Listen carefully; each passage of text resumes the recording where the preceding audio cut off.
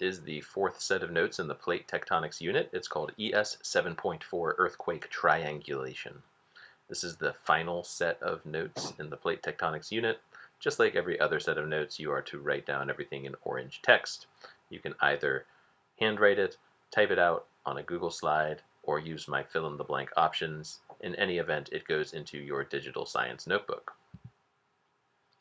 This photograph is of the damage caused by an earthquake in 2019 in Alaska. That earthquake was fairly large at a 7.0 magnitude on the Richter scale. So what is an earthquake? An earthquake is a strong, sudden movement along a fault line that causes shaking and destruction on Earth's surface.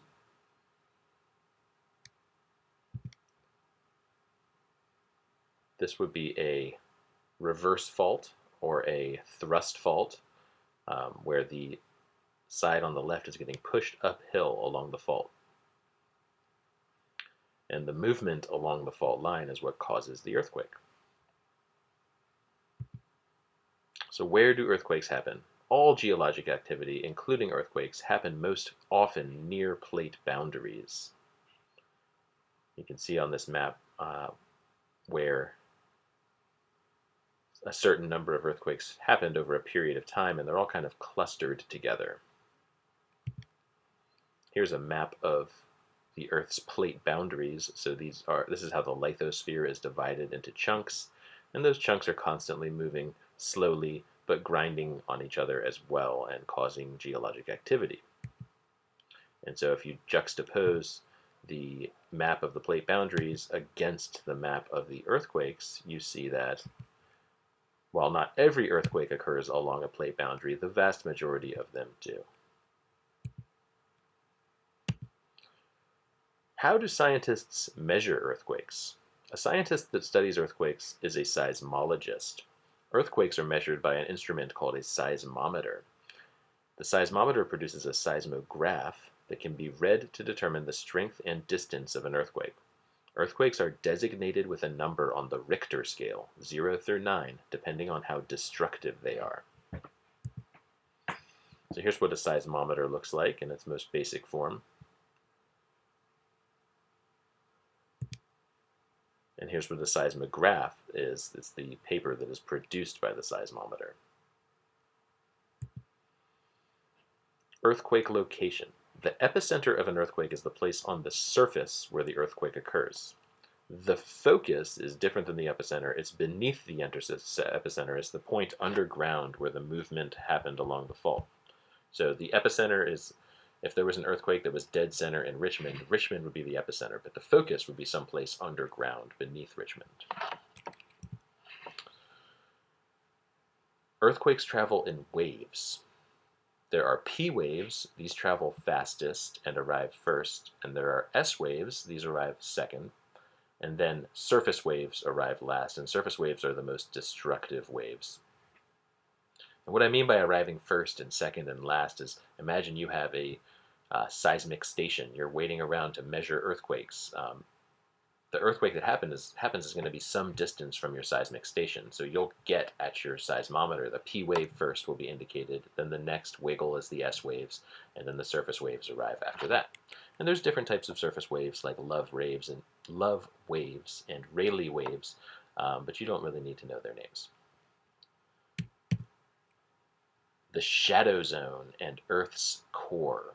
So this is an important topic in this unit.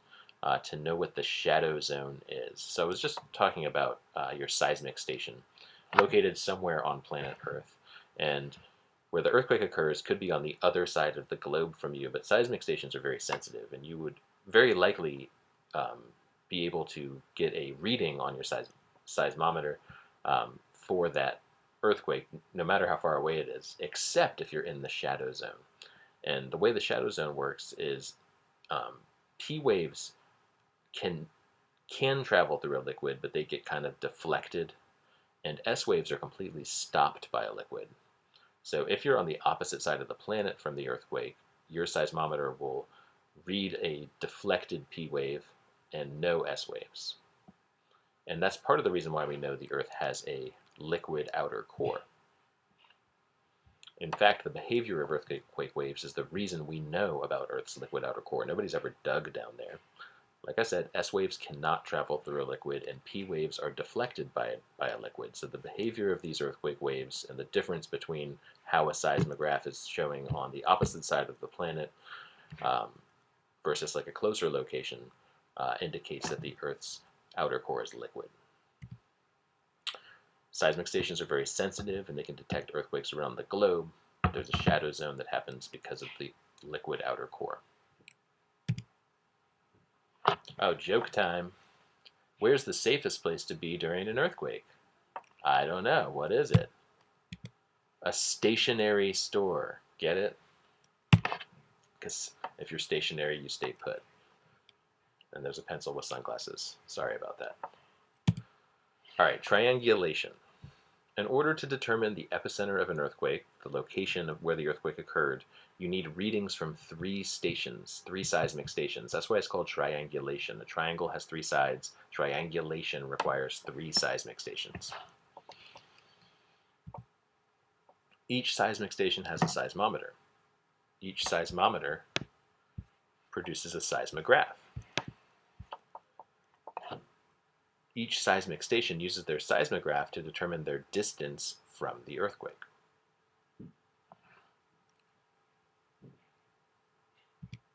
The distance to the epicenter is a function of the lag time between the arrival of the first P wave and the first S wave. So looking at this little piece of paper here, this is your seismograph.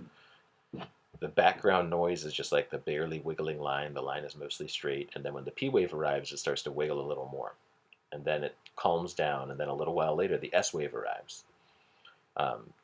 The distance between the arrival of the P wave and the arrival of the S waves tells you how far away the earthquake is. If the line is mostly straight, nothing is happening. When there is an earthquake, the line starts to wiggle. The first wiggles the P wave, the second wiggles the S wave. So if those 2 wiggles are further apart, you're further away from the earthquake. But you don't know the direction, you just know the distance.